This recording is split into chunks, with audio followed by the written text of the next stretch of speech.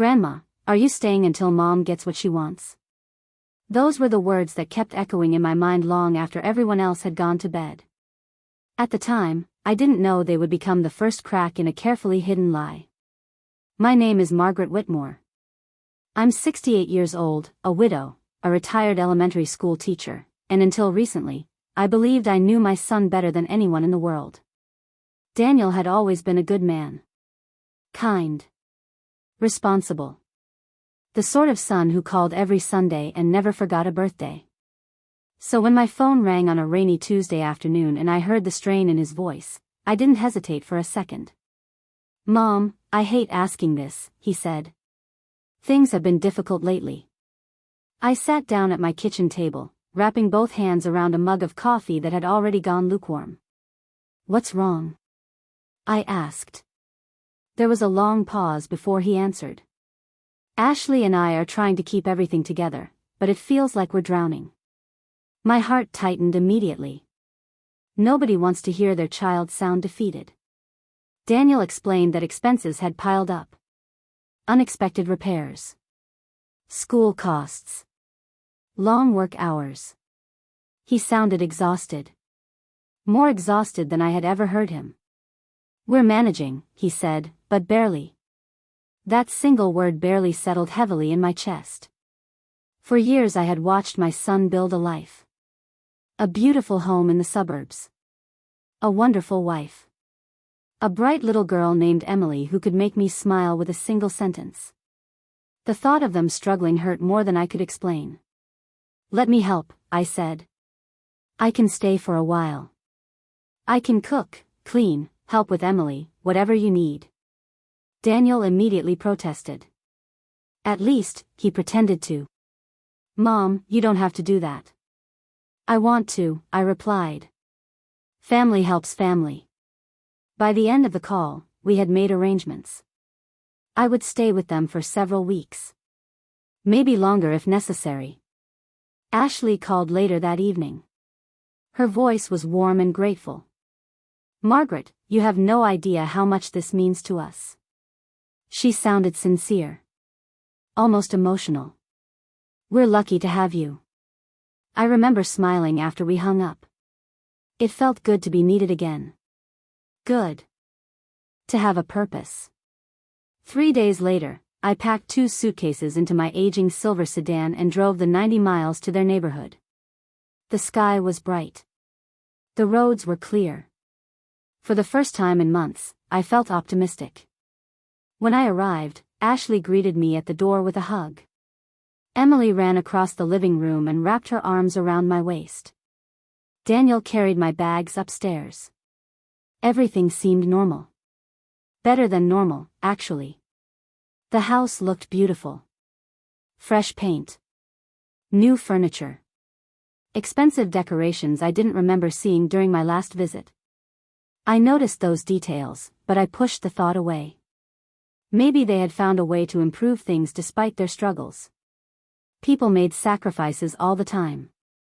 That evening, we shared dinner around the kitchen island. Ashley laughed. Daniel smiled. Emily talked non-stop about school. Looking at them together, I wondered if I had worried for nothing. Maybe they were simply going through a rough season. Maybe my presence would ease some of the pressure. Later that night, after dinner dishes had been washed and everyone was settling down, Emily followed me upstairs. She stood quietly in the hallway while I unpacked sweaters into a guest room dresser. Then she asked the question.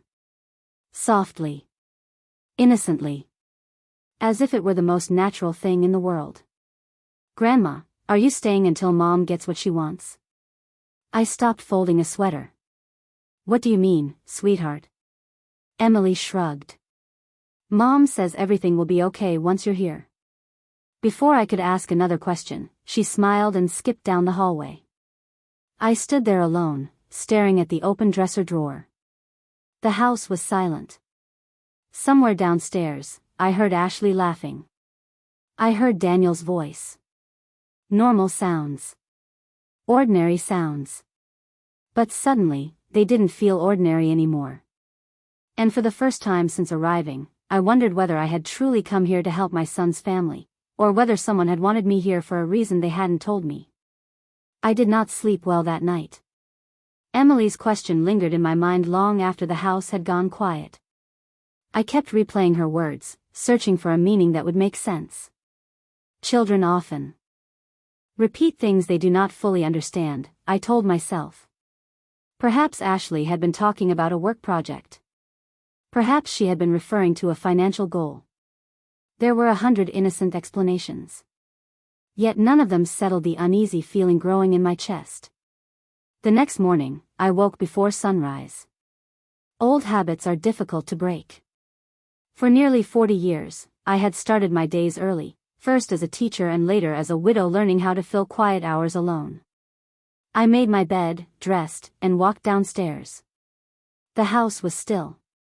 Pale morning light spilled through the kitchen windows. I expected to find signs of financial strain. That was why I had come, after all. But instead, I noticed details that did not fit the story I had been told. The coffee machine looked brand new. A designer handbag rested on one of the bar stools. Fresh flowers sat in an expensive crystal vase in the center of the island. None of those things proved anything. People make purchases before difficult times arrive. Still, I found myself noticing more than I had the day before. When Ashley came downstairs, she greeted me with a bright smile. "You are up early," she said. "I always have been," I replied.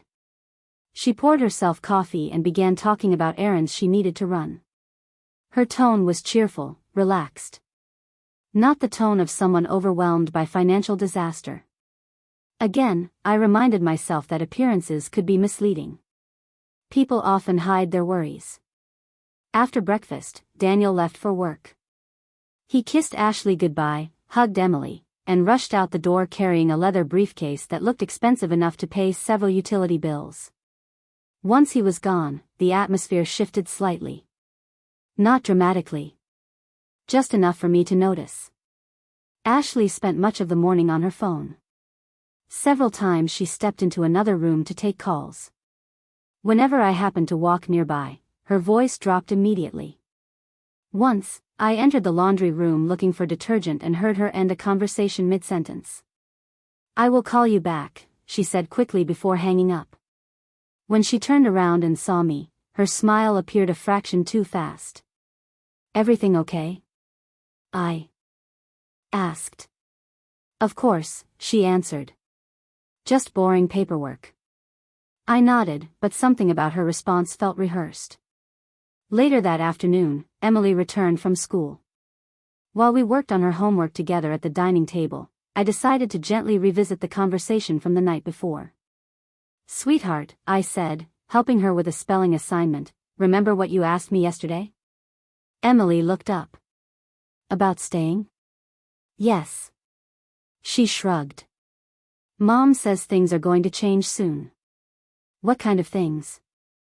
I asked carefully. "I do not know." She concentrated on writing a word. Then she added, "She just says everybody has to be patient until everything is finished." Finished. Another vague answer. Another puzzle piece that did not seem to belong anywhere. That evening, I found myself paying closer attention than before. Ashley seemed unusually interested in how long I planned to stay. She asked twice during dinner. Then again while we cleaned dishes. Each question was wrapped in kindness, but the repetition caught my attention. When I finally went upstairs that night, I paused outside my guest room. Across the hallway was a door I did not remember from previous visits. It was closed. Locked, judging by the small keypad attached to the frame. I stood there for only a moment before continuing inside. Every family deserves privacy. I knew that. Yet as I sat on the edge of the bed, looking out at the quiet neighborhood beyond the window, I could not shake the feeling that I was missing something important. The story I had been told about hardship and sacrifice no longer felt complete. And somewhere beneath the surface of that beautiful house, hidden behind polite smiles and carefully chosen words, I was beginning to suspect there was a truth nobody wanted me to see. The following morning, I decided to stop dismissing my instincts. For most of my life, I had trusted people. As a teacher, a mother, and later a grandmother, I had always believed that honesty eventually revealed itself. But honesty and certainty are not the same thing. Something in that house felt carefully arranged, like a picture hanging perfectly straight on a wall while a crack spread quietly behind it. After breakfast, Ashley announced that she needed to run errands. She seemed unusually eager for me to stay home and relax. "You have done enough already," she said with a bright smile. "Take the day off. Read a book. Enjoy yourself." I smiled back and agreed. The moment her car disappeared down the street, the house became still. Emily was at school. Daniel was at work. For the first time since arriving, I was completely alone. I spent the morning doing ordinary things. Folding laundry. Wiping down kitchen counters.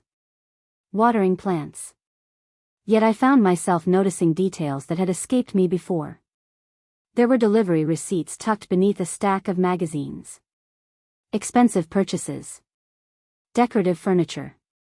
Electronics. Home upgrades. None of it matched the image of a family struggling to stay afloat.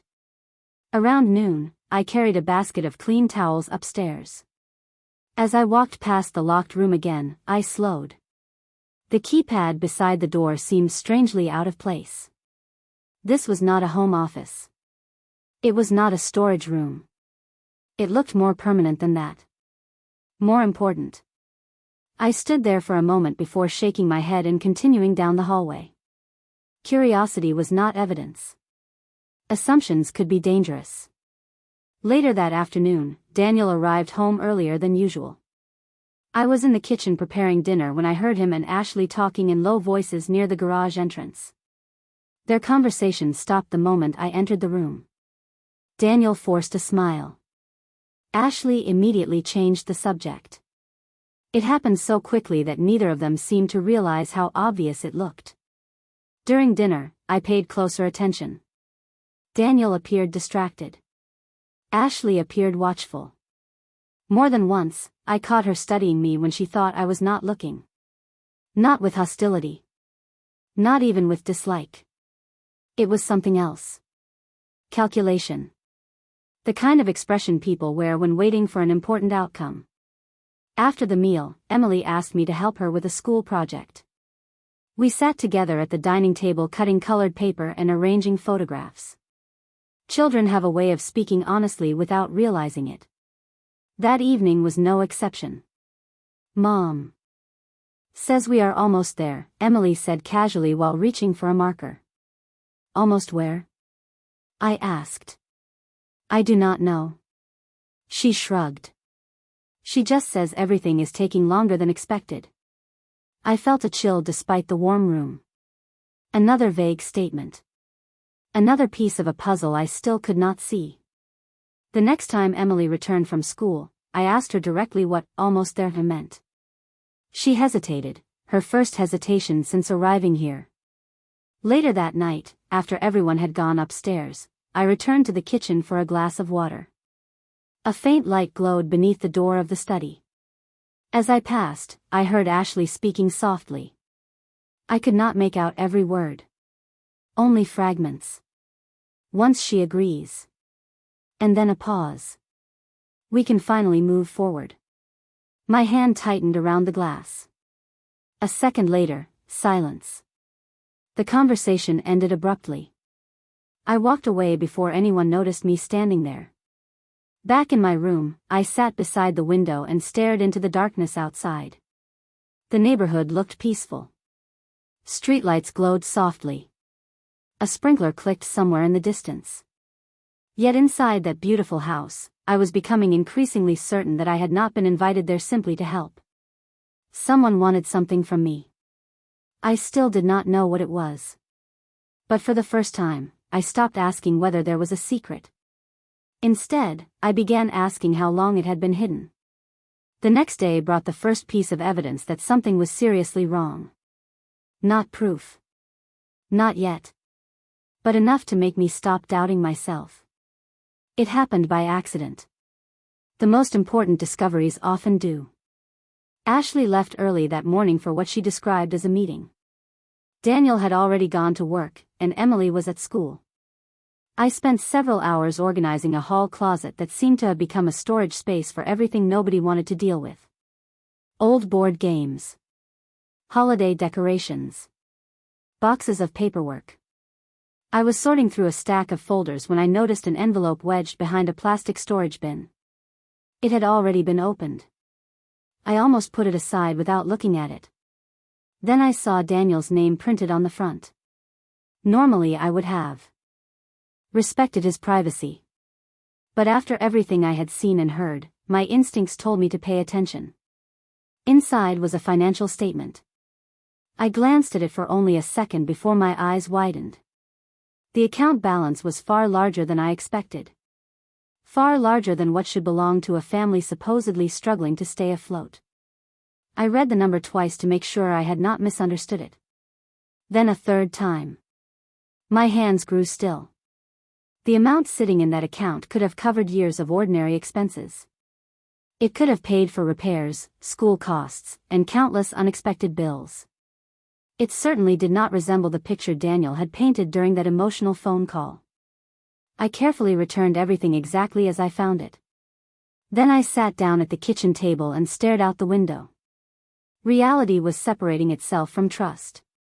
Throughout the afternoon, I found myself replaying every conversation from the past several weeks. Daniel's exhausted voice. Ashley's gratitude. Their repeated references to financial pressure. The more I thought about it, the less it made sense. That evening, Ashley returned home carrying several shopping bags from expensive stores. She seemed cheerful. Relaxed. Certainly not burdened by the kind of stress I would expect from someone fighting to save her household finances. During dinner, she casually mentioned an upcoming renovation project. A bathroom update. New fixtures. Better flooring. Daniel nodded as if the expense were perfectly reasonable. I listened quietly. Nobody seemed aware of the contradiction sitting in plain sight. After dinner, Emily disappeared upstairs to finish homework. Then she knocked on my door and showed me something she found in her room, a small notebook marked Family Budget. The first page listed expenses I recognized from Daniel's earlier calls: utilities, school fees, repairs. But next to each item, there was a check mark and a note that said covered. Covered by what? She hadn't made these notes herself. Someone else had written them during the past month with a different handwriting. Emily told me she found it behind her old stuffed animals. Before leaving, I asked who usually handled household finances here. Daniel shrugged. His answer felt automatic, not thoughtful. That was my next clue. Ashley went to answer a phone call. Daniel remained at the kitchen island scrolling through messages on his phone. For a moment, it was just the two of us. I decided to test something. You seem less worried lately, I said gently. Daniel looked up. What do you mean? When you called me a few weeks ago, you sounded overwhelmed. A shadow crossed his face. Not guilt exactly. More like discomfort. Things are complicated, he said. They still are. The answer was vague. Too vague. Before I could ask another question, Ashley walked back into the room. Daniel immediately changed the subject. The timing felt almost practiced. Later that night, I carried a basket of folded towels upstairs. As I passed the locked room, I noticed something unusual. The door was not completely shut. Only an inch. Just enough to reveal a narrow slice of the room beyond. I stopped walking. Inside, I could see part of a desk. A computer monitor. Several file boxes stacked against the wall. And on the desk sat a thick folder with a bright yellow label attached to the front. Even from the hallway, one word stood out clearly. Trust. I stared at it for several seconds before quietly continuing to my room. Once the door was closed behind me, I sat on the edge of the bed. My pulse felt unusually loud in the silence. The financial statement had already raised questions. Now there was a locked room containing documents connected to some kind of trust. A trust involving whom? Daniel? Ashley? Someone else? I did not know. But for the first time since arriving, I began to suspect that money was only part of the story. Whatever they were hiding seemed larger than household finances. And somehow, deep down, I was beginning to fear that it involved me. From that point forward, I stopped looking for explanations and started looking for patterns. There is a difference. Explanations are what people give you. Patterns are what people reveal when they think nobody is paying attention. Over the next several days, I became the version of myself that had spent decades managing classrooms full of children. I observed. I listened. I waited. The more I watched, the more inconsistencies appeared.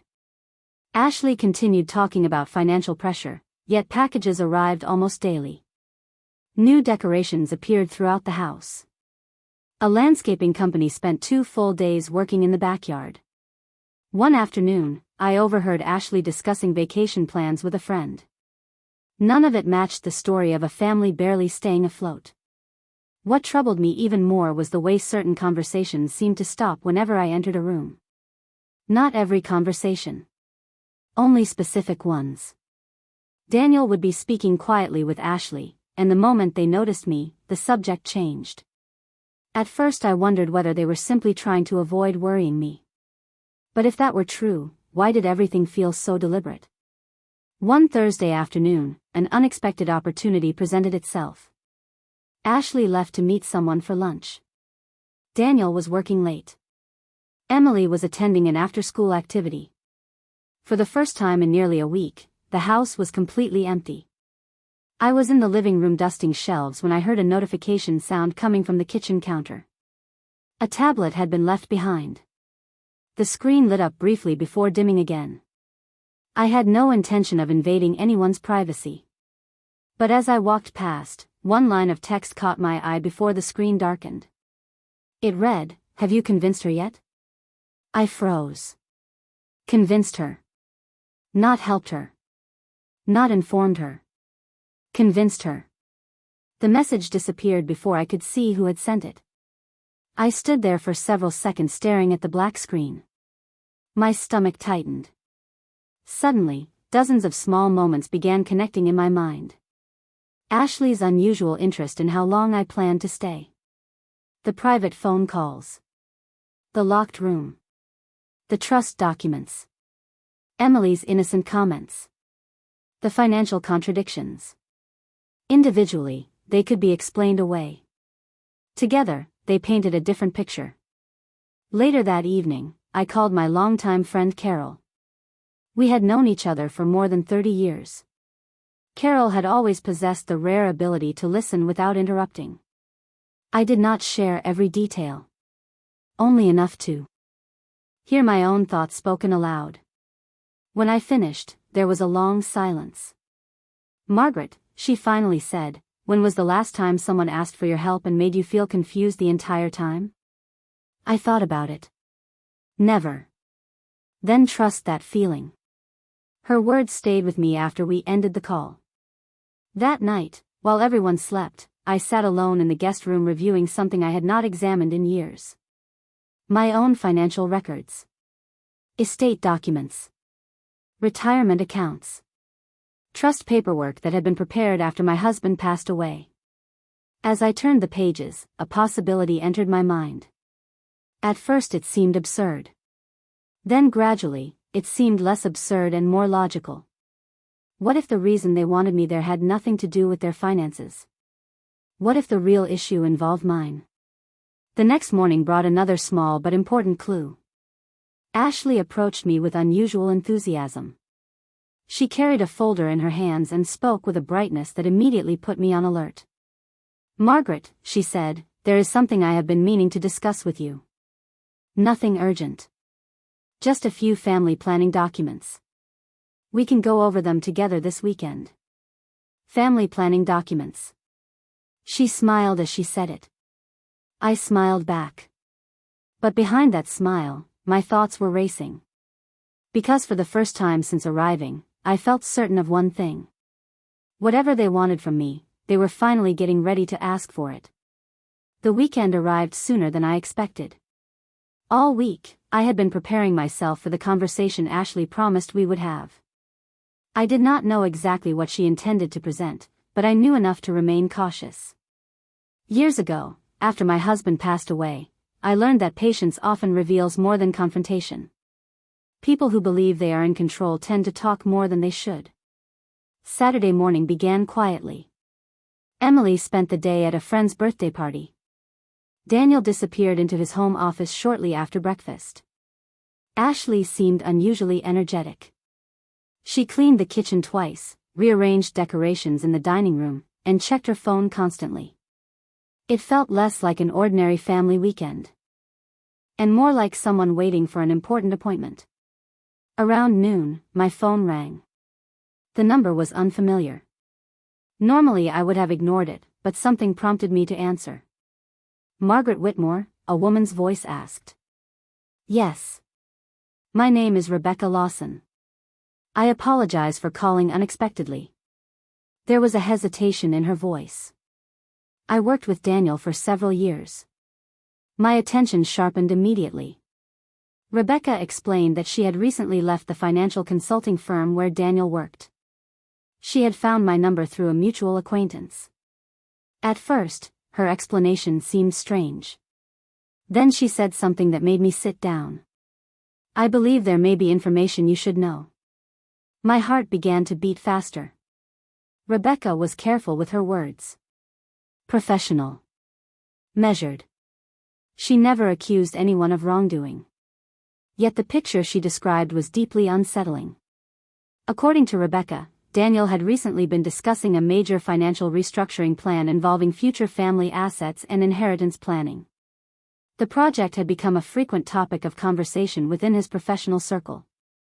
I assumed you were already involved, Rebecca said. That is why I was surprised when I learned you seemed unaware of certain discussions. I felt a cold sensation settle in my chest. What discussions? I asked quietly. There was another pause. Documents connected to your estate. For several seconds, neither of us spoke. Rebecca continued carefully. She explained that she had never personally reviewed any private documents and could not provide specific details. However, she knew enough to understand that plans involving my financial future had been discussed long before I arrived at Daniel's house.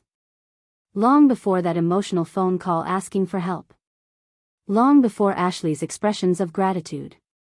I thought you should know, she said softly. You always had a reputation for being very kind to people. I would hate for that kindness to be taken advantage of. After we ended the call, I remained seated at the kitchen table staring out the window. The pieces were finally beginning to fit together.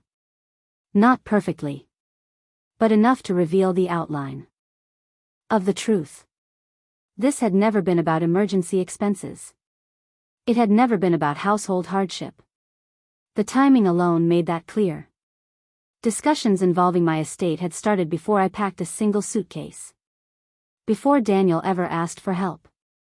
Before Emily innocently repeated those troubling words. The realization hurt more than I expected. Not because of money. Money was never the issue. What hurt was the possibility that my trust had been carefully guided toward a predetermined outcome.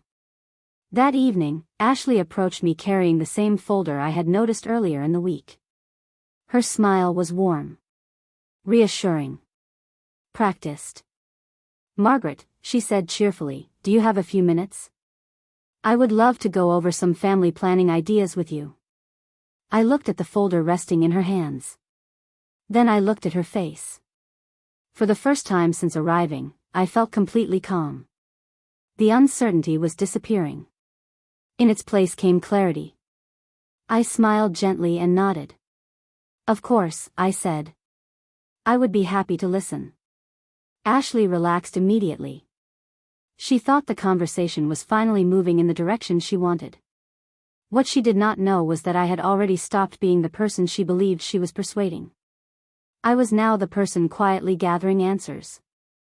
And before I signed anything, agreed to anything, or trusted another carefully chosen explanation. I intended to learn exactly why my future had become the subject of conversations that were never meant for me to hear. Ashley opened the folder slowly, as though she were presenting something important but completely ordinary. We sat at the dining room table while afternoon sunlight stretched across the polished wood surface. Daniel joined us a few minutes later. He looked uncomfortable. Not nervous exactly, but distracted. The way someone looks when they know a conversation matters but do not want to be responsible for it. Ashley did most of the talking. She explained that she and Daniel had been thinking about the future. About family stability. About making sure everything would be organized for Emily someday. Her words sounded reasonable. Thoughtful, even. If I had heard them a month earlier, I might not have questioned anything. But now I listened differently. Every sentence felt carefully prepared. Every explanation seemed polished long before it reached my ears. Ashley slid several documents across the table. "Nothing needs to happen today," she said with a reassuring smile. "We just wanted your thoughts." I lowered my eyes to the papers. Most of them contained financial terminology. Estate planning. Asset management. Trust revisions. Beneficiary structures. The language was familiar enough for me to understand the general purpose. What caught my attention was not what appeared on the pages. It was what did not. There was no mention of the urgency Daniel had described when he called me. No evidence of a family struggling to survive. Instead, everything focused on long-term control of assets. My assets. I remained quiet and continued reading. Ashley seemed encouraged by my silence. She interpreted it as agreement. "We have been researching options for months," she said. Months. The word echoed in my mind. Months. Rebecca had been right. These conversations had started long before I arrived. Long before anyone claimed they needed my help. Daniel finally spoke. "We just want to make things easier down the road, Mom." I looked at him carefully. His voice lacked conviction. He was repeating something he had heard many times. Not something he fully believed himself. That realization saddened me more than I expected. I could see pieces of the son I had raised still sitting across from me. But I could also see how thoroughly someone else's plans had become woven into his thinking. I smiled gently and set the documents aside. "These are interesting," I said.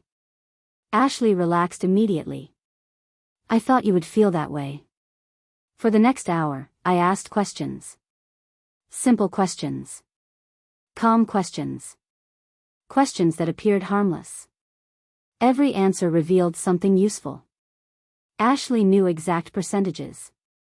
Exact timelines. Exact legal structures. Daniel often looked toward her before answering. By the end of the conversation, I understood more than either of them realized. Ashley had not created a sudden plan after I arrived. She had spent months building toward this moment. The emotional phone call. The invitation to stay. The carefully managed conversations. The pressure disguised as concern. None of it had happened by accident. Later that evening, I stepped outside onto the back patio. The air was cool and quiet. Beyond the fence, neighborhood lights flickered on one by one as the sun disappeared. I sat alone and thought about everything I had learned. Surprisingly, I no longer felt angry. Anger requires uncertainty. What I felt now was clarity. The truth had finally taken shape. Ashley believed she was guiding me toward a decision. Daniel believed he was helping protect his family's future. Neither of them understood that I could already see the entire path they had prepared. The next move would belong to me. I would not argue. I would not accuse. I would not reveal what I knew. Instead, I would do exactly what they expected. I would smile. I would listen. I would let them believe their plan was working perfectly. Because sometimes the fastest way to uncover the whole truth is to let people think you have already accepted the story they want you to believe. The following week became a lesson in patience. Once I understood the direction Ashley wanted me to move, everything around me began making more sense. Her confidence grew noticeably. She believed our conversation had gone well. She believed I was considering her proposals. Most importantly, she believed I had not recognized the careful path she had created. I encouraged that belief. Whenever she mentioned future planning, I listened attentively. Whenever she brought up estate structures or family security, I nodded thoughtfully. I never agreed to anything. But I never argued either. The effect was immediate. The more comfortable Ashley became, the more information she revealed without realizing it. One evening, while we prepared dinner together, she casually mentioned meeting with an attorney the following week. Another day, she spoke about updating documents once everything was finalized. Each comment added another piece to the picture. Meanwhile, I quietly made preparations of my own. I scheduled a call with my attorney back home. A man named Robert Hayes who had managed my affairs for nearly 15 years. I trusted him completely. We spoke for almost an hour.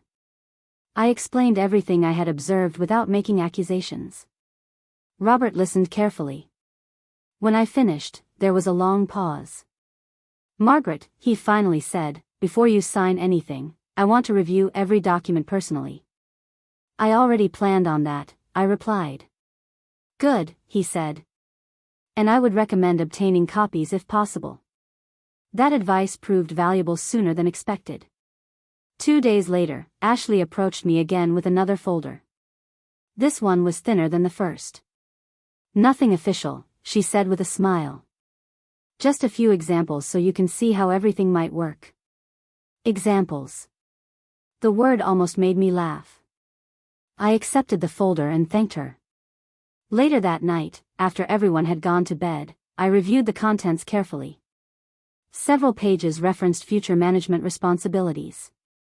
Others described trustee authority and decision-making powers. Certain names appeared repeatedly. Ashley's name appeared far more often than I expected. Mine appeared less.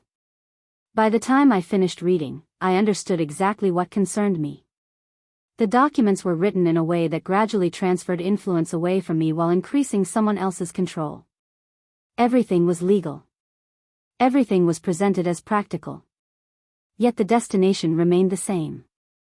The next morning, I made copies and sent them to Robert. Then I waited.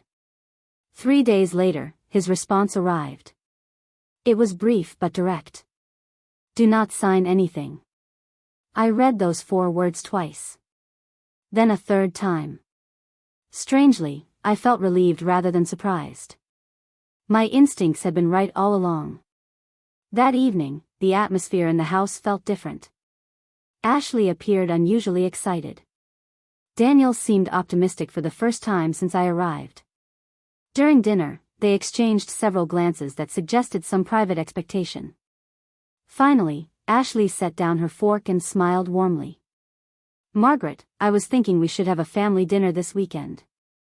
Nothing formal. Just us. Maybe discuss future plans together." I returned her smile. "That sounds lovely." She relaxed. Immediately. Daniel looked relieved. Across the table, Emily continued eating her mashed potatoes without paying attention to any of it. Watching her, I felt a wave of sadness. Children deserve honesty. They deserve families built on trust rather than strategy. Yet I also felt something else. Confidence. For weeks, I had been reacting to questions. Now I finally had answers. Ashley believed the upcoming dinner would move her plan one step closer to completion. She believed every conversation had unfolded exactly as intended. She had no reason to think otherwise. After all, I had been polite, cooperative, calm. But as I looked around the table that night, I realized something important. The dinner Ashley was planning would not be the moment her strategy succeeded. It would be the moment the truth finally stepped into the light. The family dinner took place on a Sunday evening. The dining room looked beautiful. Candles glowed softly in the center of the table. Emily proudly helped arrange napkins while Ashley moved through the kitchen with the confidence of someone expecting a successful outcome. Daniel seemed unusually relaxed. Looking around the room, nobody would have guessed that weeks of carefully hidden intentions had led to this moment. I took my seat and smiled. The meal began pleasantly enough. We talked about Emily's school projects, neighborhood events, and summer plans. Ashley laughed easily. Daniel appeared relieved. They both believed we were approaching the final stage of a conversation that had started long before I arrived. After dessert, Ashley gently steered the discussion where she wanted it to go. "Margaret," she said warmly, "I know we have discussed family planning several times. I thought tonight might be a good opportunity to finalize a few things together." Daniel nodded. "Only if you feel comfortable, Mom." Comfortable. The word lingered in the air. I folded my hands and looked at both of them. For a moment, nobody spoke. Then I smiled. "Actually," I said quietly, "there are a few things I would like to discuss first." Ashley's expression barely changed, but I noticed the brief flicker of surprise in her eyes. "Of course," she said. I reached beside my chair and picked up a folder of my own. It was much thinner than the folders Ashley had shown me, but it contained something far more important. Facts. I placed it gently on the table. "Before making decisions about my future," I said, "I felt it was wise to review everything with my attorney." Silence settled over the room. Ashley remained very still. Daniel blinked. "Your attorney?" he asked. "Yes." I opened the folder and removed several documents. He reviewed the materials that were presented to me. Ashley's smile began to fade. Not dramatically. Just enough. I also learned some interesting things over the past few weeks. Nobody interrupted. For example, I continued, I learned that discussions involving my estate began long before I arrived here. I learned that certain plans were already being developed months before anyone called asking for help. Daniel turned slowly toward Ashley. Confusion appeared on his face. Real confusion. Not the uncertainty I had seen before. This was different. Ashley immediately tried to respond. "Margaret, I think there may be some misunderstanding." I shook my head gently. "No.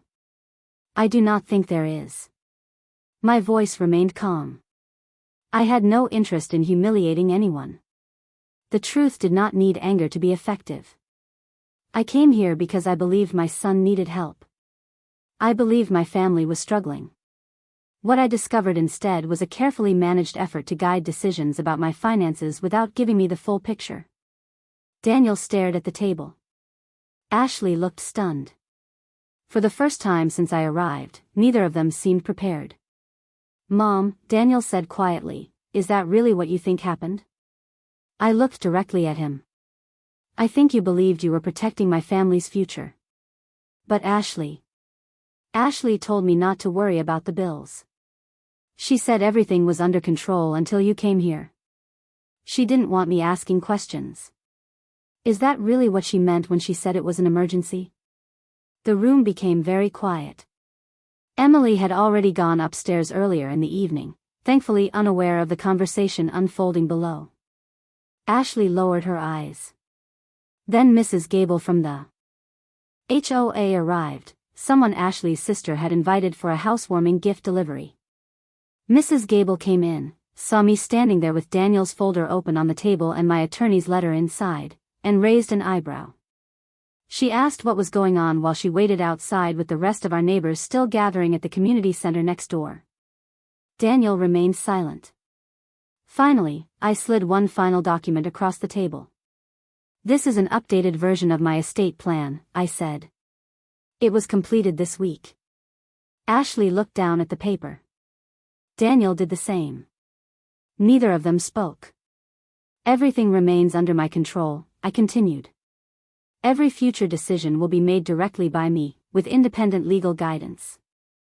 No changes will happen through pressure, assumptions, or carefully arranged conversations." Ashley's shoulders dropped slightly. Not in defeat. More like recognition. Recognition that the situation had changed permanently. I stood and gathered my folder. "I love my family," I said softly. "That is why this hurts." But love without honesty eventually becomes something else. Nobody argued. Nobody raised their voice.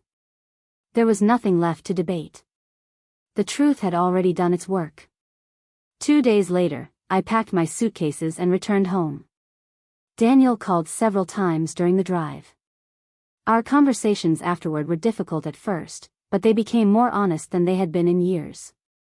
Ashley remained polite, though noticeably quieter. As for me, I returned to the life I had built with a renewed sense of peace. I had arrived believing I was there to save someone else.